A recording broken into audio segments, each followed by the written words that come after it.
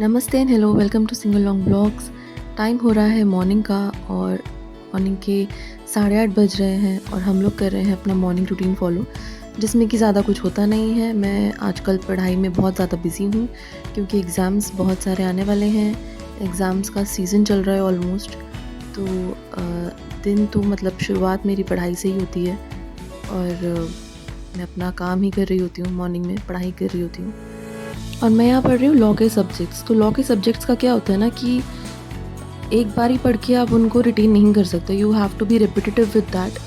और एक तो वास्ट चीज़ें इतनी ज़्यादा होती हैं कि आपको बार बार हर चीज़ को बहुत ज़्यादा एनालाइज करके पढ़ना पड़ता है। एंड यहाँ पे मैं जूरिस्प्रूडेंस पढ़ रही हूँ। जिनको पता होगा या जिन्होंने पढ़ा होगा उनको मालूम होगा, जूरिस्प्रूडेंस अपने आप में ही एक इतना, क्या बताऊँ मैं आपको, ऐसा सब्जेक्ट है कि उसको कितनी बार भी पढ़ लो वो कम ही रहता है, क्योंकि इतने सारे जूरिस्ट्स के बारे में इसमें पढ़ना पड़ता है कि बस आप पढ़ते ही रहते हो क्योंकि उसका कोई अंत नहीं है। उसके बाद हमने किया नाश्ता, और नाश्ते में हमने बनाया साबूदाने की खिचड़ी और चाय एंड सैंडविच बनाए थे हमने, शिमला मिर्च और अनियन शिमला मिर्च एंड चीज़ सैंडविचेस बड़े अच्छे लगते हैं। किसी दिन मैं इसकी रेसिपी भी शेयर करूँगी।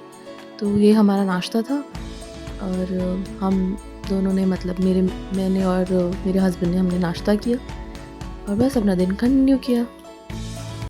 शाम के 6 बज गए और आज सारा दिन मोस्टली पढ़ाई में ही निकल गया है और प्रिपरेशन में और पेपर वगैरह सॉल्व करने में निकल गया। तो अभी हेड वॉश वगैरह किया था मैंने। तो I was finding one stool, मेरा एक स्टूल था जो मुझे बहुत अच्छा लगता है, तो मैं अपनी अलमारी में ढूंढ रही थी वो, और वो अलमारी में तो मुझे मिला नहीं क्योंकि मेरी मम्मी का फ़ोन आया था, मतलब मेरे वापस आने के 3-4 दिन बाद, कि आप अपने आधे कपड़े तो यहीं भूल गए हो मैडम। तो दिक्कत क्या है कि जब मैं वहाँ जाती हूँ, मुझे वहाँ कोई चीज़ चाहिए होती है ना, तो आधी चीज़ें मेरी यहाँ रह जाती हैं। मतलब ये मेरे साथ है दिक्कत और मैं एक्सेप्ट भी करती हूँ उसको। और जब मैं जाती हूँ वहाँ, मतलब यहाँ वापस आती हूँ, तो आधी चीज़ें मेरी वहाँ रह जाती हैं। तो मेरी मम्मी कॉल करके मुझे बताती है कि आपकी आधी चीज़ें तो वहीं रह गई। और जब मैं यहाँ आ जाती हूँ तो मुझे याद आता है कि अच्छा आधी चीज़ें वहाँ पे हैं, मम्मी कॉल करके बताती है। और जब वहाँ चली जाती हूँ तो कोई चीज़ चाहिए होती है, तो भी ऐसा होता है मेरे साथ, ये बहुत होता है।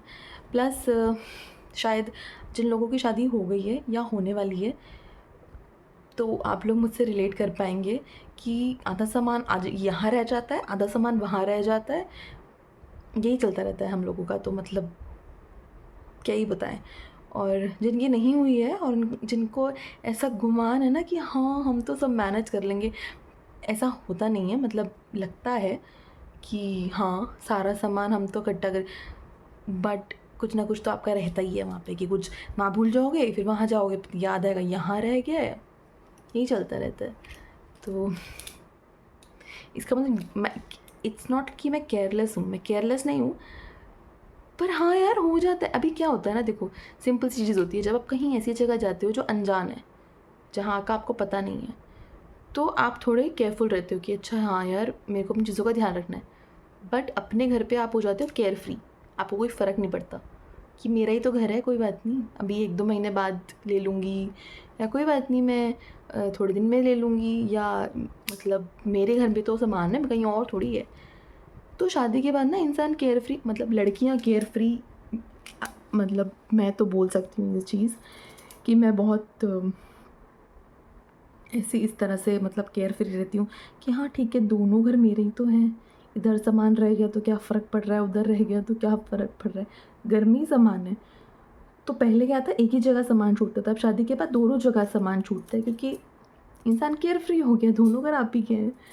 तो ये होता है जब आप थोड़े रिलैक्स रहते हो, आपको ये लगता है कि हाँ आप एट होम फील करते हो किसी जगह के लिए। तो ये एक मेरे को एक पॉजिटिव चीज़ लगती है कि हाँ अब आपको ये एक एक्सेप्टेंस आने लग जाती है कि हाँ ये मेरा ही तो घर है, तो सामान रह भी गया तो क्या फ़र्क पड़ रहा है। तो बस ढूंढते हैं स्टोर। और शाम होते होते हमने बनाई चाय, चाय का समय हो गया था तो हमने बनाई चाय। तो शाम का लेट हो गया, वैसे ऑलमोस्ट 8 बज गए, तो हम शाम की चाय बनाए।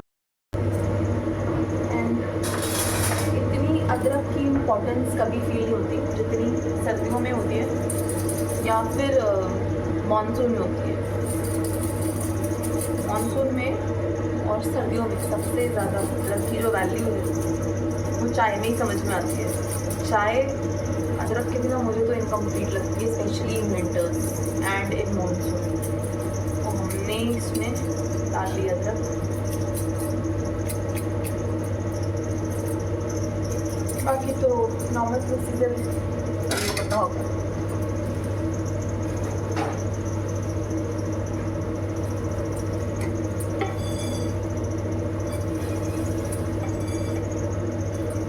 एंड मैंने सुना है, मतलब एक दो चीज़ें मैंने सुनी है about the weather in Delhi specially, कि 16 नवंबर तक ज़्यादा कोई ठंड का ऐसा कुछ था नहीं दिल्ली में, बट 17 नवंबर से बहुत ज़्यादा ठंडा हो गया एकदम। तो सुनने में मुझे आ रहा है, वी आर इन आगरा अभी तो हम आगरा में हैं, तो यहाँ भी ठंडा है, पर यहाँ पर जैसे सुबह शाम का ज़्यादा ठंडा है, तो उतना ठंडा नहीं है जितना कि दिल्ली में बता रहे हैं। दिल्ली में ज़्यादा ठंडा है इस वक्त, तो यहाँ भी ठंडा है, सुबह शाम काफ़ी ठंडा हो जाता है। पंखे अब नहीं चल रहे हैं, पंखों की नीड नहीं लग रही है, तो उतना ठंडा तो है बट बहुत ज़्यादा ठंडा नहीं है। बट क्योंकि मेरे पेरेंट्स दिल्ली रहते हैं, तो जैसे मम्मी बताती है तो वहाँ ज़्यादा ठंडा है, या वहाँ का वेदर, एक तो फ्रेंड्स जैसे रहते हैं तो वहाँ का वेदर थोड़ा ठंडा ज़्यादा है। और वैसे भी दिल्ली में जो चीज़ है ना, एक वो ये है कि वहाँ जो हवाएं चलती है ना, वो इतनी ज़्यादा ऐसी बर्फीली हवाएं चलती है ना, वैसी हवाएं मैंने शायद और किसी स्टेट में फील भी नहीं की। मतलब वो उस लेवल की हवाएं, अजीब सी हवाएं चलती, एकदम ठंडी ठंडी हवाएं चलती हैं। तो वहाँ एक तो हवाओं का भी खेल बहुत है। यहाँ भी ठंडा है बट वैसी हवा जैसे होती है ना, एकदम ठंडी हवा, वो सब नहीं है इधर, बट इट इज़ प्लेजेंट। अभी तक एज ऑफ नाउ अभी प्लेजेंट है। तो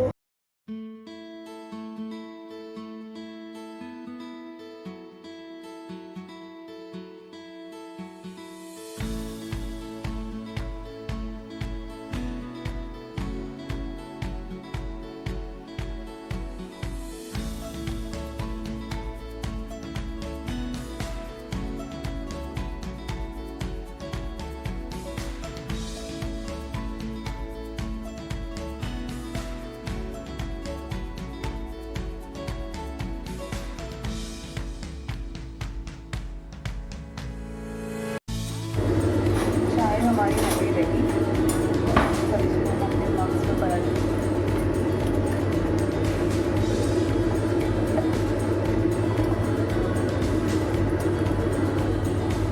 बिल्कुल प्रॉपर क्वांटिटी बनी है, एकदम 2 कप बनाने से 2 ही कप बनी है बिल्कुल।